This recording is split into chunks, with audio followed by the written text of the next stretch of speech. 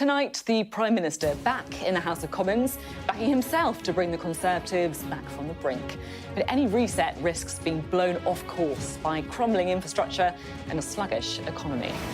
We'll give you full details of which schools are affected by failing concrete, as Keir Starmer accuses the government of being cowboy builders. Rishi Sunak says that's political opportunism from Captain Hindsight. From reducing the cost of living to stopping small boats, the Prime Minister says that he's meeting his promises to the British people. But is he? We launch our new tool that enables you to keep track at home. And today is the anniversary of the shortest prime ministerial reign in history. We ask if Liz Truss will ever escape the lettuce, and who is the master of the political insult. All of that and more. The former Chancellor Clarke is here, along with our panel, the Labour MP, formerly Deputy Leader Harriet Harman, and head teacher Katharine Birbalsingh. They're here to give their take for the next hour. It's Wednesday. I'm Sophy Ridge, and this is the Politics Hub.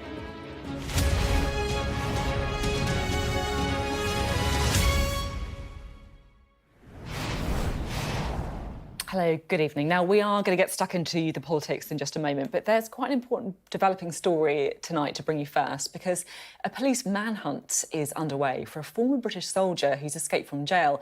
He broke out of a prison in London where he was awaiting trial on terrorism charges. Daniel Khalif went on the run from Wandsworth Prison this morning by apparently clinging to the bottom of a food delivery truck. Now, it's understood that additional security measures are now being taken at airports and also at ports, because police are obviously trying to find him. Our crime correspondent Martin Brunt has the latest from New Scotland Yard. Lots of questions, very few answers at the moment. We've had a very brief update from a senior officer here. There's not much, he said, that we haven't been reporting already. Daniel Khalif is still on the run, but crucially, the officer emphasising that he's not thought to be a high risk. In fact, in his words, he described him as very low risk. Nonetheless, according to the officer, they are making extensive and urgent inquiries. I get the sense from talking to him that they still believe the escaped prisoner is still in the UK. He has connections in southwest London, in Kingston, and he has connections in the northwest. But we do know that all ports have been alerted, and there are reports already this afternoon that some people are having to spend a long time in queues trying to get out of Gatwick Airport, get onto flights. Some people already missing flights. Colleagues of ours are reporting. So he's still on the run. We're told that he escaped just before 8 o'clock this morning from Wandsworth Prison. Prison escapees, they're pretty rare creatures. There have been something like 5 across the UK in the last 6 years or so. They don't happen very often. Asked whether there was any indication about how he escaped, the officer wouldn't go there. That's a matter for the prison authorities, he says. But we are told that Khalif was dressed as a chef, so red and white check trousers, a white T-shirt, big, heavy brown boots. The officer was asked whether he was working as a chef, and he seemed to think that he was. I don't know how unusual it is for remand prisoners, people awaiting trial, to be given jobs within a prison, but it looks as though Daniel Khalif was working as a chef. How did he escape? Well, again, nothing is confirmed, but we are told from other sources that he escaped by clinging to the underside of a food delivery truck using straps to hang on. That was put to the officer in the last few minutes. He wouldn't comment, but he said all of that will be part of the investigation that's now underway. But the priority, of course, is to find this young man who was facing 3 charges, 1 under the Official Secrets Act, 2 under the Terror Act, collecting information that might be useful to an enemy, gathering information about members of the armed forces. When he was charged this year in January, Khalif was a soldier, serving soldier with the Royal Signals Regiment based in Staffordshire. Charged in January, he was discharged from the army in May. The Ministry of Defence very keen to have him labelled as a former soldier. given what's going on now. Martin Brunt there with that update. And just to say that the Justice Secretary, Alex Chalk, has tweeted tonight that he's spoken to the governor at the prison and is making sure that all of the necessary steps have been taken to secure the prison. We will, of course, bring you any updates on that story if we get them throughout the show. Now, tonight I want to focus on the Prime Minister. I think even he would admit it's been a difficult period. But after a bit of time off over the summer, Rishi Sunak had been planning an autumn relaunch thanks to a bit of good economic news, inflation tracking down, growth being slightly revised upwards. But those green shoots of recovery have been effectively crushed under the collapse of a concrete ceiling. And just 3 days into the new parliamentary term, any Rishi reset has been engulfed by the school concrete crisis. Now, the difficulty for the Prime Minister is that many see this as a symptom of a wider problem about crumbling Britain, 13 years, they would call, of underinvestment. So my question is, does Rishi Sunak have the vision and the authority to turn the narrative around? Well, perhaps it says a lot that in the first PMQs of the new term, his attack line against Keir Starmer was to call him Captain Hindsight. I'm not totally sure that nicking lines off Boris Johnson is the fresh start that Rishi Sunak is reaching for. Well, Sam Coates, our Deputy Political Editor, has been here all week. He's with us again. Sam, I just want to kind of zoom back.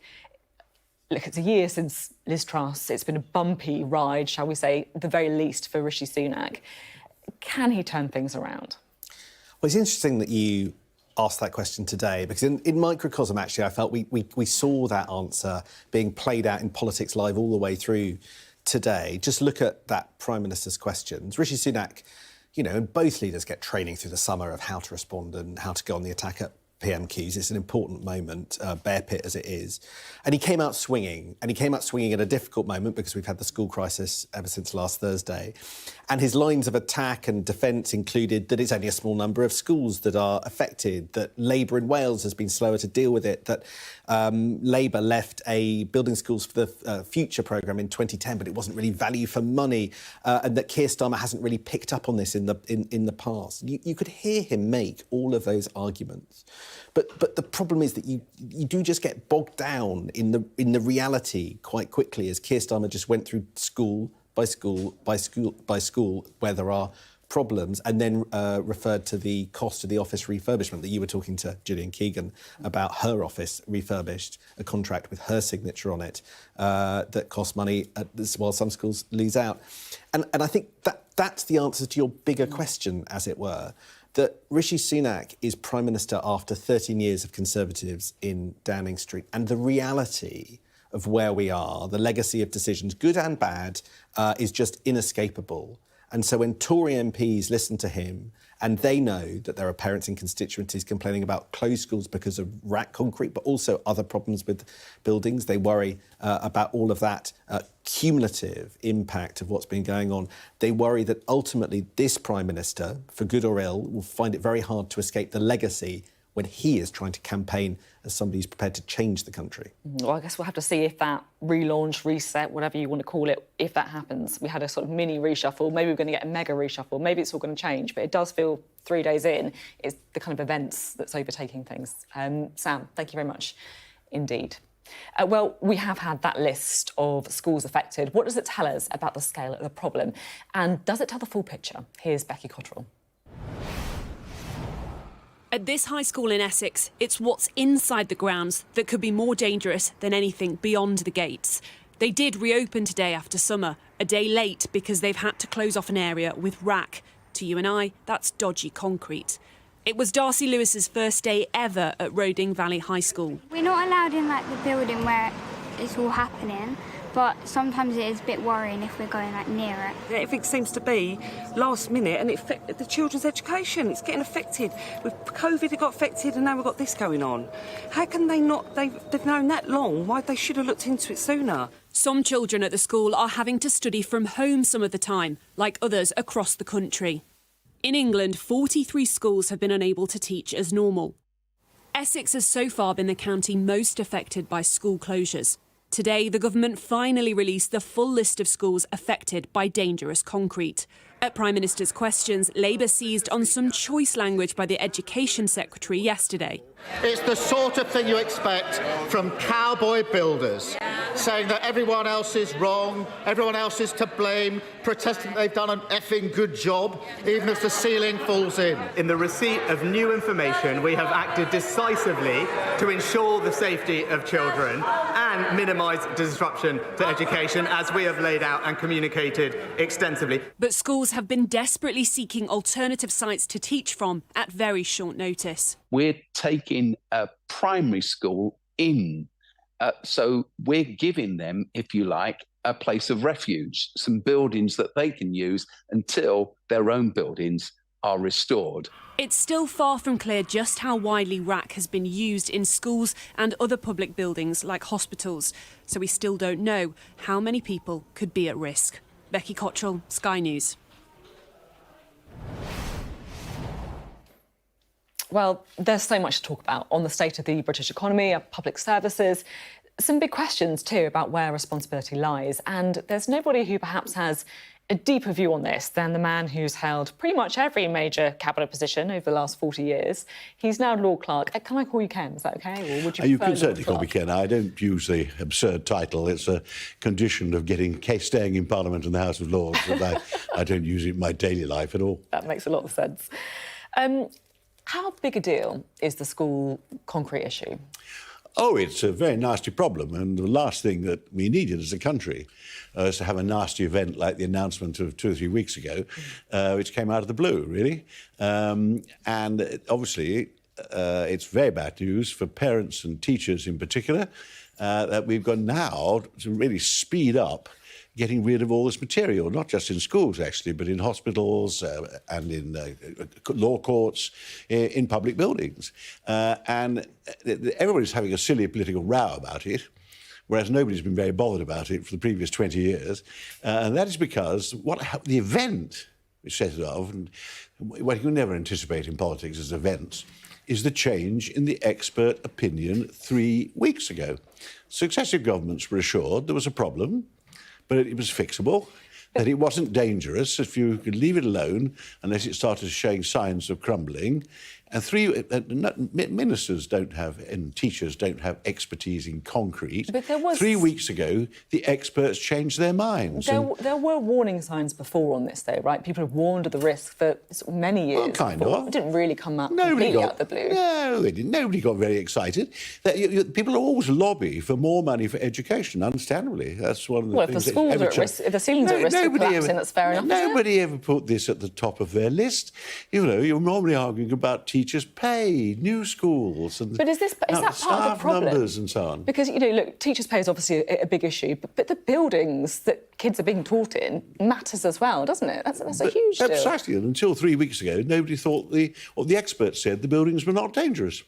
Now, because of the sort of crazy political atmosphere we have nowadays, which it's always been pretty crazy, but it's worse now than ever, I think. At the moment, the experts say, sorry, we're going to have to change our mind. A beam's just fallen down. We've all fallen to our political leaders being advised to turn this into a personal attack on the other party, the other people. I guess... Everybody now is wise after the event. Everybody knew it was dangerous. It's all nonsense. It is yet another problem it's going to face whoever's in government for the next 2 or 3 years. The sooner we get rid of this material, the better. Now it's going to be disruptive. Some people would say that this is a symptom of years and years of underinvestment in our it's the infrastructure. cussedness of fate. If you'd interviewed an expert a month ago... But you were... I'm talking about a broader position here. Priorities. You were in cabinet in the austerity years under George Osborne and David Cameron when there was a squeeze on capital spending, a squeeze on long-term... Did there have to be? Oh, there would have been if the Labour Party had won the election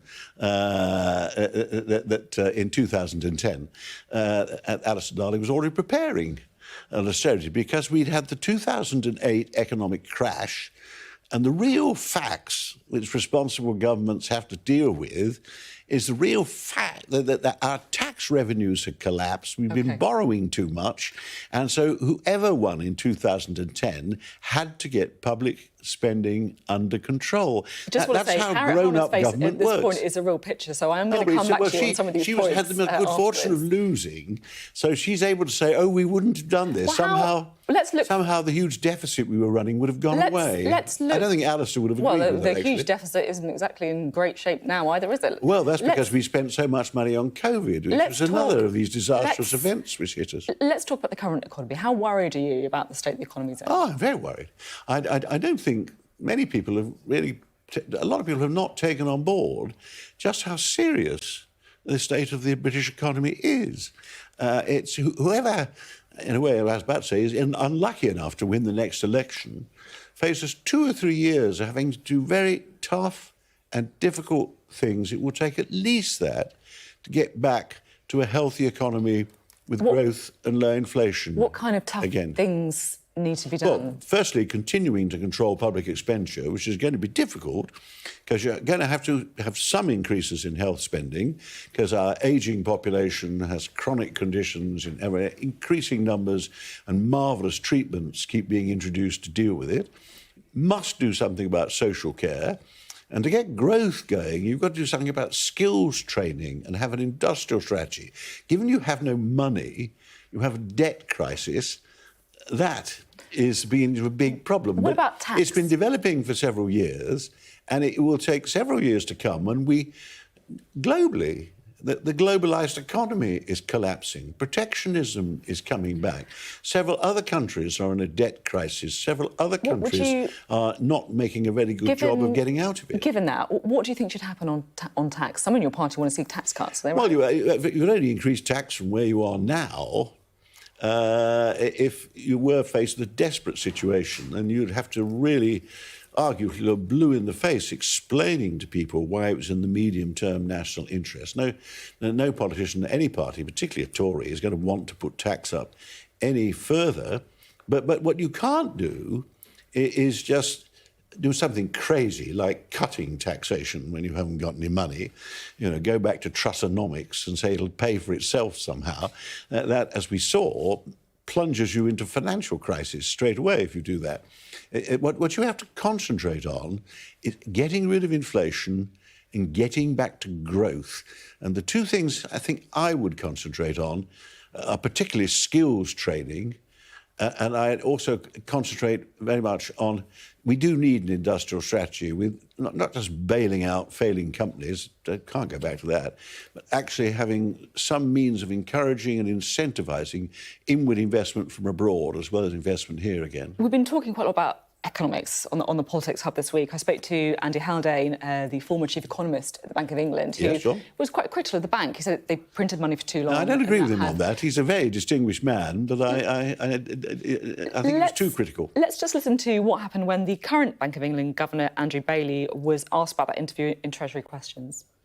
A former chief economist at the bank, Andy Haldane, was quoted this weekend saying that in his view, quantitative easing had gone on for too long, there had been too much of it during the COVID crisis, with the result that the unwinding of QE has now had to be too sharp. Do you share that analysis? Well, Andy said, as I read what he said, and I think he was very careful to say this, that with the benefit of hindsight, or with hindsight, and that is true, of course, he does have hindsight. As Andy knows well, because he's a former member of the MPC, we don't have hindsight at the point when we make policy decisions. So you've got a bit more sympathy with the current Bank of England governor then? I'm quite critical of the Bank of England, but not for the same reasons. I think they were slow off the mark. I actually think it was absolutely absurd, for example, if you want me to criticise them, we can say what you want, we first got to 10% inflation, and we still had interest rates of less than 1%. They were still going in for quantitative easing and pumping money into the economy. So they weren't alone. The ECB and the Fed were a bit late, but they really were slow off the mark. And believed all these theories, it would somehow sort itself out because the Ukraine war will be over in a few weeks, and it would somehow didn't need their intervention. I think what they've done since is necessary. You can't get anywhere until you get inflation down to a reasonable level, 2-3%. Now, and they've got to persist with high interest rates for as long as it takes. One last question. I think you probably won't mind me saying that, you've seen quite a few PMs come and go. Quite a lot, yeah. I think one of the most, I guess, honest, accurate assessments you made was when you were picked up on a microphone on Sky News saying Theresa May is a bloody difficult woman, but you and I work with Margaret Thatcher. Is Rishi Sunak a bloody difficult man? No, he's a very nice man. But, do you think that's a problem for him? Do you think he should be a bit more difficult? I think we're in a serious political economic crisis, and a lot's got to go right. Not too many more dramatic events if we're to get out of it over the next 3 or 4 years. Don't think that after the election, a few gimmicky things or get it all sorted out. It's going to be hard work, and it's not going to be popular what governments and banks have to do. We're lucky at the moment, both sides, Keir and Rishi, nice men, highly intelligent men, very serious, very responsible. They both put the national interest first. It's about time we had a Prime Minister again who was like that. They both avoid gimmicks.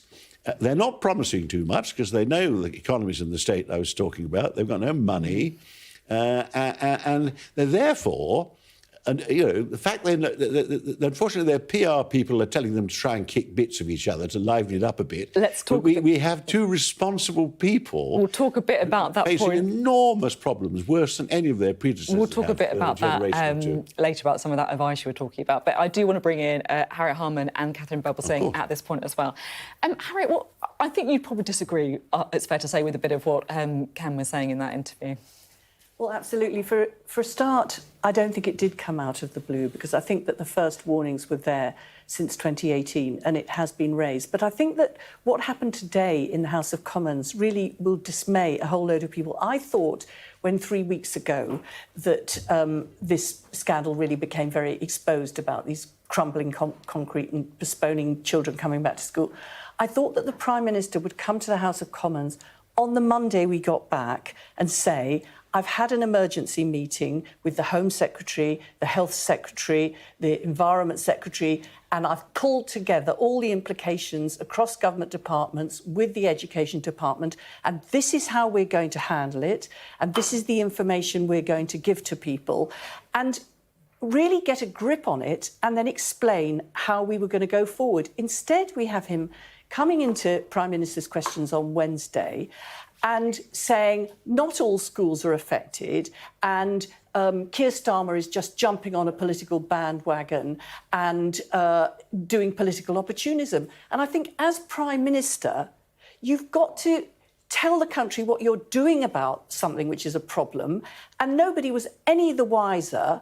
And I think he's got a new and very inexperienced Secretary of State for Education who seems to have bounced everybody in other government departments. So goodness knows what's going to happen in health buildings and in prison buildings and in higher education buildings. So I'm afraid this is more of the kind of shambles which, on the one hand, Labour in opposition is supposed to be, taking advantage of this. But it's really depressing to see that it's a shambles from a Prime Minister who was supposed to be, after Liz Truss, a safe pair of hands, but the hands don't seem to be gripping it. It was, Harriet, they're referring to a story broken by Sam Coates that Gillian Keegan, Education Secretary, acting unilaterally, and no one's really sure what this means for all sorts of other buildings in public ownership.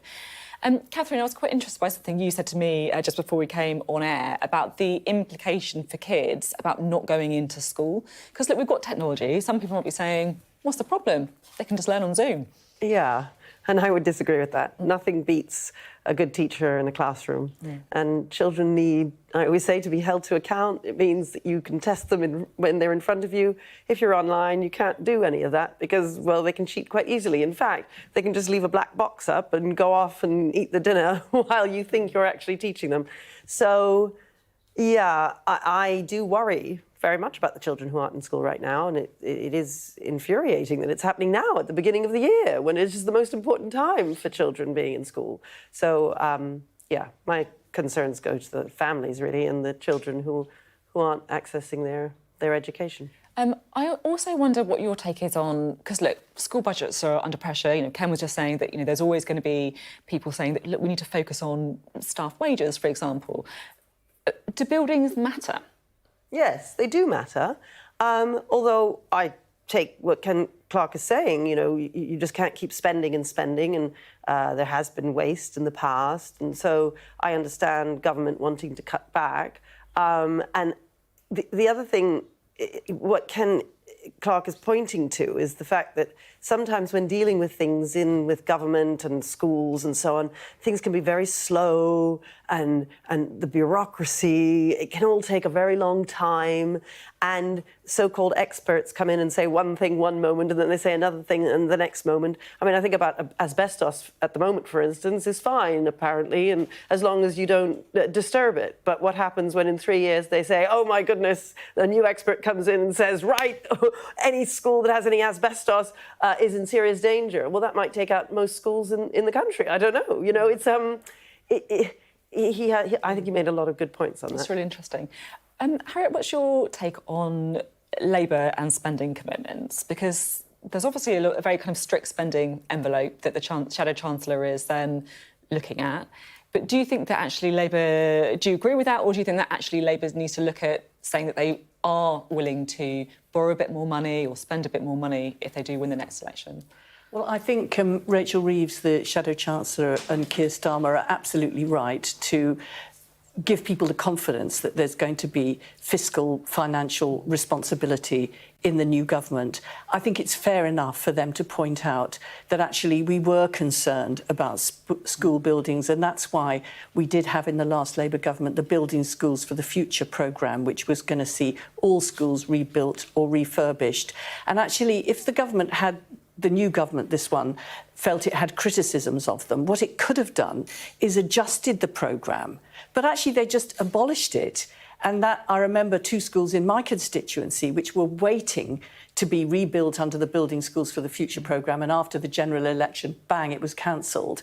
And the council had to sort of find some money from different pockets in order to make those going forward. So I think we have always had a focus on investing in infrastructure, and it is part of the infrastructure for skills to have a decent school estate. I mean, that matters. But I think that Rachel Reeves is right to say we are not going to promise to spend anything unless we can show where the money's going to come from. So what you're going to see is between now and the general election, she'll say, we're going to do this on changing like non-dom tax status, and we're going to use that money for this in the health service, so that people will know that we will not spend money that can't be afforded by a country where the economy has been crashed, and that we will have some plans for growth. And we do indeed have an industrial strategy, which Ken was referring to the absence of in this government, and that is a green industrial strategy where we'll be investing in all these new energy sources, including building the turbines in this country. So I think they're right to be honest with people that not everything's going to be able to be done overnight, but we'll set off on a better path. It's interesting. It almost goes back to your point, saying whoever has the misfortune of winning the next election. Rachel Reeves and Jeremy Hunt are both saying the same things, and I'm delighted that they're both at the moment keeping control over their madder backbenchers, bracing them for reality. Because if we've never really recovered from the 2008 financial crisis. Our growth record, our productivity have never recovered. And that part again, because whammy after whammy has hit us. Brexit, COVID, the Russian invasion of Ukraine, Liz Truss, the collapse, the geopolitical rivalry between the Americans and the Chinese. It's all very well. Harriet will be less party political when she gets to the Lords. It's all very well saying that none of those things would have happened if we had the Labour Party. We'd have carried on with our building new schools programme, despite the fact we handed over a deficit, I think, about 8% of GDP. I think was what I'm sure Alistair, darling, Pete would have had to cut back public spending and tackle the debt problem as vigorously as George, quite rightly, had to do. George may have kept it up for a bit too long, but that's the nearest I get to a criticism. We need to go to the break. Really interesting to talk to the three of you. Very lively debate. Still to come on the Politics Hub. We've got a new tool that I'm very excited to show you for the first time. When Rishi Sunak launched his 5 pledges at the start of the year, he urged voters to judge him on the results we achieve. And we plan to do just that with our exclusive pledge tracker. How is he doing? Find out next.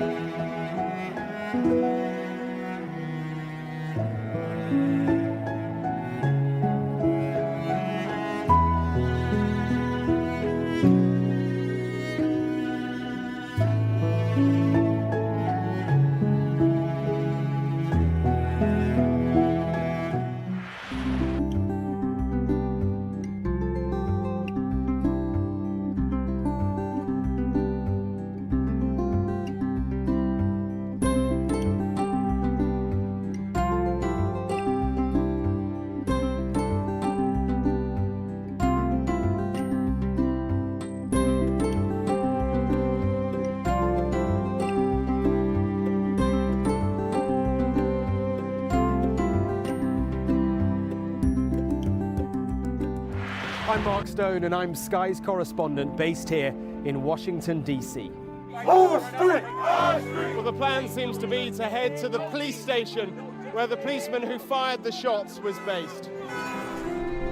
And everything, his memories is all gone. I've witnessed the remarkable passion for politics here, but the anger too. We have to get Trump out of the White House. I'm playing devil's advocate. You got your political agenda. No, it's honestly... God love you. And beyond the United States, I report from around the world.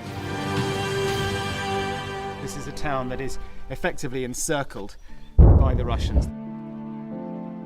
We take you to the heart of stories that shape our planet.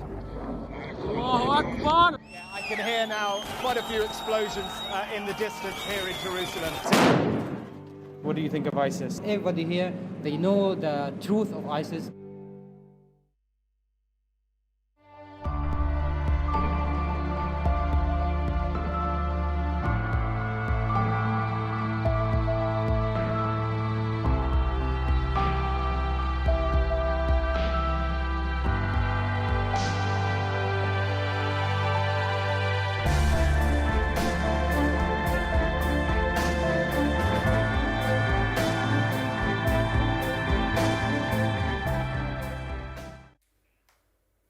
Hello, welcome back to the Politics Hub. Now, the Prime Minister was on pretty bullish form in Prime Minister's Questions today. He was boasting about how well things were going. But what's happened? Energy bills, down, Mr. Speaker. What's happened to inflation? Down, Mr. Speaker. What's happened to small boat crossings? Down, Mr. Speaker. And when it comes, Mr. Speaker, and when it comes to economic growth, what's happened? It's gone up, Mr. Speaker. Making a big deal there of his 5 pledges. He was marking his own homework really there. You're going to see him marking his homework and you're going to see the Labour Party marking his homework too. But if you want to have an impartial assessment of how he's doing, then I'm quite excited about this because we've got a new tool that we've launched on our Politics Hub page on the web and you can have a little go on it at home. Now, the idea is we're tracking the Prime Minister's 5 key pledges. So halving inflation, growing the economy, reducing debt, cutting NHS waiting times, and stopping the boats. The one that I've gone for today is cutting NHS waiting times. And you can see here, this goes back well over time, waiting times in the NHS. This line here is Rishi Sunak's promise. And what you can see, if I can just zoom in, it's just like, there we go, perfect. Sunak promised this dotted line, things are still going up. So that is our kind of marking, if you like, Rishi Sunak's homework on that one of his 5 pledges. And we're going to be having a look with some of our expert kind of correspondents to try and find out what they make of how those 5 pledges are going.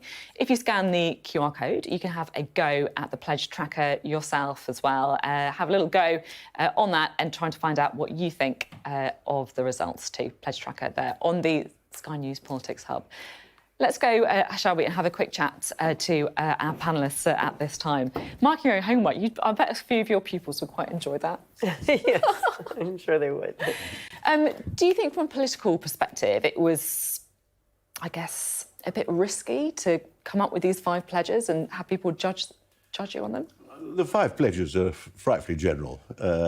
I mean, if any member of any political party doesn't agree with the desirability of the 5 pledges, I'd be totally astonished. And Keir's got 5, which are exactly the same. For the reasons I was saying in the earlier part of the programme, they're both stymied by the real world and real events and the global economic crisis in which Britain has been suffering and will continue to suffer rather worse than most other developed countries. So you have the real world, and all this going back on what they promised and what it's like. I mean, if I wanted to just reduce this to the sort of knockabout politics, which some of these great PR men think we should do, I would point out that the Labour Party was threatening us with Jeremy Corbyn and all kinds of daft policies only a few years ago. We've actually got rid of them. We've got responsible politicians back. It's driving the public up the wall because they can't offer instant solutions because there aren't any. And we've got to get down to sensible, sober politics if it makes the reality of the world for the next 3-4 years, whoever's in power. Education, not one of the pledges. Do you think it's valued? Well, I often worry about that from all political parties, really. And even the public. They always say that education isn't a vote winner, which is something that I don't understand, because obviously I think that education and schools and children are the future to any country. So it's the thing that we should take most seriously. And people say it's not a vote winner. People tend to say that parents care when their children are in year 6 about what school they're going to in year 7, and then it's sort of over. And, you know, children are the future. And schools play such a huge part, not just in teaching children GCSEs and A-levels, but in forming who they will be in terms of their moral selves, you know, and the kind of communities we will have in our country. And it's so important. And sadly, I do worry that people don't realise that. Just looking at the 5 pledges, Rishi Sunak's are quite specific. Keir Starmer's missions, has he been a bit smarter by making things so vague that it's quite hard to actually really judge him on them? Doing a kind of mission tracker is a bit more complicated. Well, the difference is that Rishi Sunak is in government and therefore he's got to deliver, and what he's pledging is what he's going to deliver from his position that he's in government now. So that is very different from a situation when you're a leader of the opposition and you've got to set out what you would plan to do once there's been a general election, possibly a year hence. So really, the focus on Rishi Sunak is what is he doing about, people's cost of living? And when he said that in the House of Commons today about energy bills down, I thought people will be bemused by that energy bills are up. He's got a way of sort of redefining something. They're down on what they might have been had he have done something rather different. But actually, he's not being straightforward with the public and saying, I know this is a problem and this is what I'm going to do to address it. He just says everything is fine and they know it's not. Okay. And if I can just butt in again, which is that, Ken talked a lot about these external events, and external events do happen, but one of the marks of a government is how you respond to those events. But also there has been an internal event, which is the election of Liz Truss a year ago today. And actually, mortgage rates that are going up. We'll be talking about that later. Right, okay. I'm sorry, my producer getting very... sorry. Sorry, Mark, we've been rattling on too much. We'll have much more on Liz Truss. I'll let you make the point later. Still to come on the Politics Hub. Mason Greenwood, previously accused of attempted rape before the case was dropped. Spanish side on loan this week. He's been hailed a hero by adoring young male fans. Does football have a toxic masculinity problem? We'll debate that next.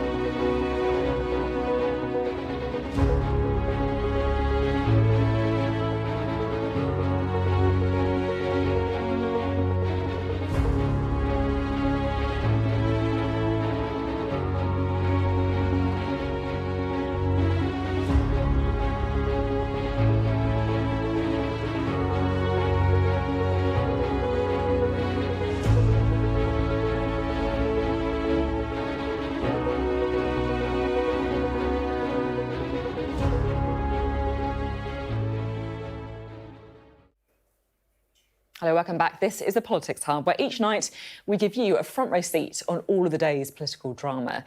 Now, the exchanges between Keir Starmer and Rishi Sunak inevitably dominated the first Prime Minister's questions of the new term. But as ever, there were many MPs vying for the award of Best Supporting Actor. Here's Ali Fortescue. On one of the hottest days of the year so far, things are hotting up here in Westminster too. Today, MPs were back for the first PMQs in 7 weeks, and there were some fresh faces. The warmest welcome to our new Labour member for Selby and Ainsty. The youngest MP in the House of Commons, 25-year-old Keir Mather. And a reshuffled Labour front bench too. New jobs for the likes of Angela Rayner and new faces like Liz Kendall, now Shadow Work and Pension Secretary, and Darren Jones, now Shadow Chief Secretary to the Treasury. There were no prizes for guessing Keir Starmer's focus this week. Crumbling concrete in classrooms.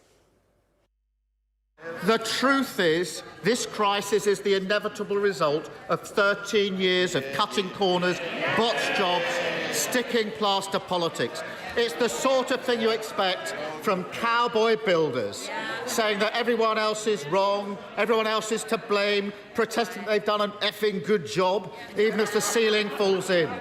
And from the PM, his predecessor Boris Johnson's favourite jibe revived. This is exactly the kind of political opportunism that we've come Exactly the kind of opportunism that we've come to expect from Captain Hindsight over here. And can you work out the one thing every school Keir Starmer mentioned had in common? Wood Green Academy in Sandwell, Carmel College in Darlington, Ferryhill School in County Durham. Every one is in a constituency with a Tory majority of less than 5,000. As for the Education Secretary, she didn't shy away from the front bench and didn't refrain from defending herself against Labour's attacks. After her not-so-carefully worded outburst this week, it must have been a record for the number of PMQs references to a certain body part.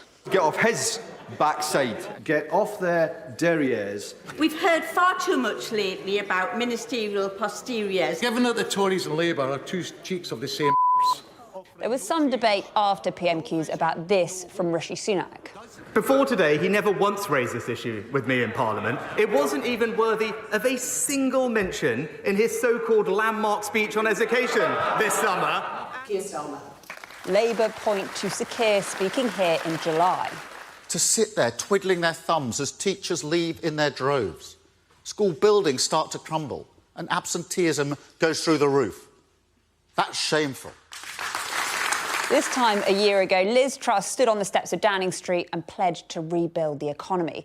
A lot has happened since then, but the Tories are still in trouble. Tomorrow, Rishi Sunak sets off for the G20 in India.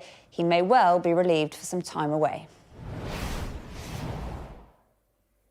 Yeah, you can certainly imagine that. Prime Ministers always like, don't they, a bit of ability to strut the international stage when things are getting a bit difficult on the domestic front.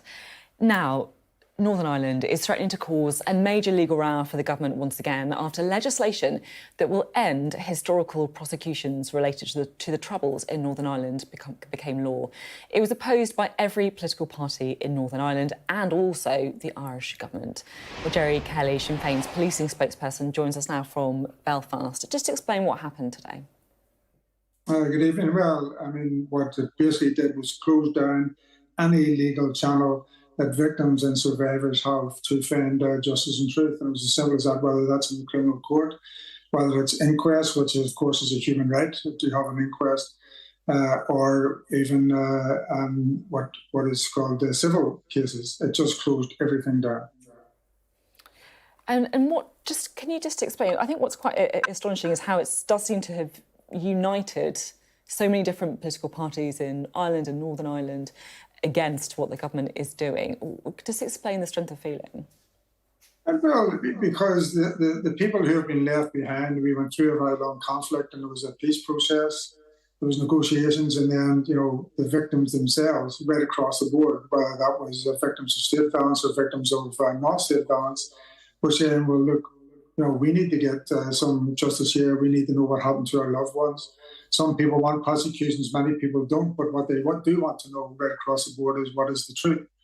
And the Stormont House Agreement in 2014, which I was involved in, was an agreement by all the parties and by the two governments. It was an international agreement, and the British government have reneged on an international agreement. They've just said, well, we're throwing that in the bin. And as you say, there's many differences in the north of Ireland in political views and in other views. But in this issue, there was absolute unity between the victims themselves, right across the board, all the parties on the island of Ireland, actually the US administration, the United Nations, human rights groups, the EU, and of course the Irish government. And there's talk about a legal challenge against the UK government as well. Well, we are urging, and the victims are urging, the Irish government to take an interstate case against the British government because they have broke international law and because this is devastating to people who have suffered. And to try and put this into context, some people have been waiting for inquests for 5 decades. Eventually, some of them were starting to get it as soon as judgments were being made in the courts, that people could actually get some way of, if not closure, at least truth, whatever that brings. And people understand it won't necessarily bring closure, but what they all are agreed on is that they wanted the truth of what happened. Okay. And this is taking that away from them. So it's bringing, it is bringing suffering upon suffering. And it is known to be there simply to protect the British government from what happened during that conflict. Thank you for coming on the programme and putting your point of view across. Very high strength of feeling on this issue, of course. Thank you.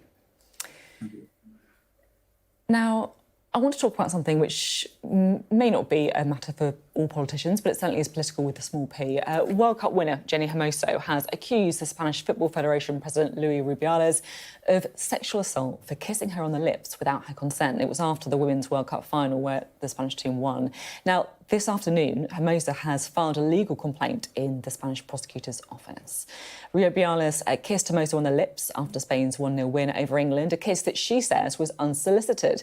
Now, Birbalsingh, who's currently suspended by FIFA, he denies this, but the complaint means that he could now face criminal charges. And I also just want to show you this video that popped into my social media feeds and really struck me when I had a look at it. It's Getafe's new loan signing. Mason Greenwood, Manchester United forward, being greeted pretty warmly by fans. It was after an attempted rape charge against the footballer was dropped earlier this year.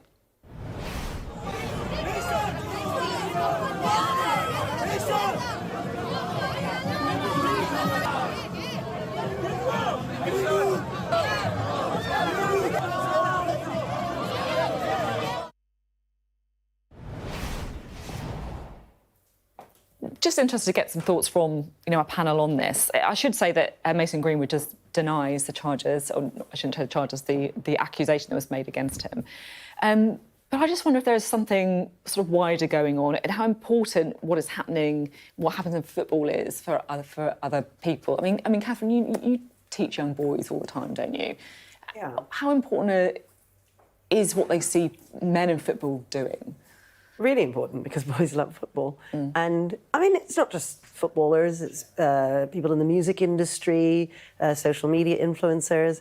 I think they have a huge responsibility in sort of recognising that there are lots of little boys all over the place that look up to them and will copy them. Yeah, do you see that? Like mimicking behaviour, copying behaviour that they've seen people in the public eye doing? Yes, definitely, or using phrases that they say and so on.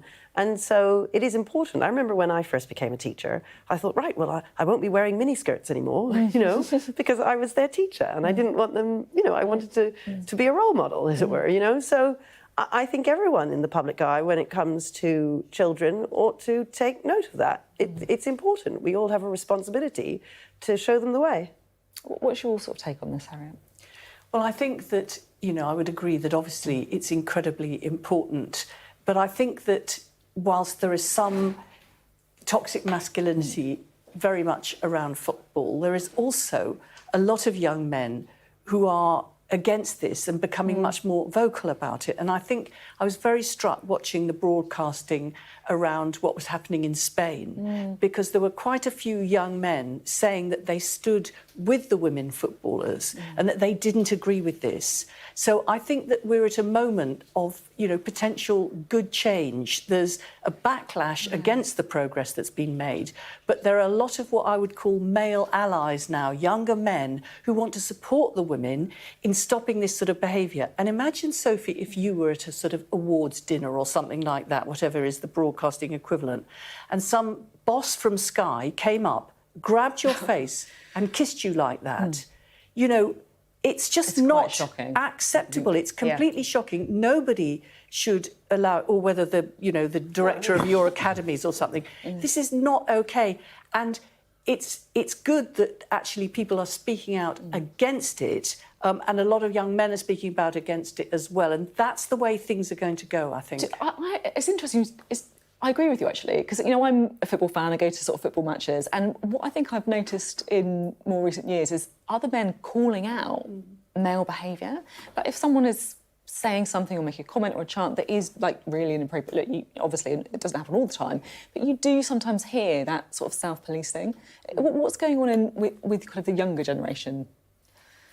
Well, I think it depends on their schools and their families, really. And that's the important role that schools play. They can have real influence over children's behaviour in teaching them right from wrong and helping them to develop good habits over years by encouraging them to behave well and then telling them off when they don't behave well. And then eventually, when they're 16, 17, 18, they become the kinds of people who you would really admire as adults.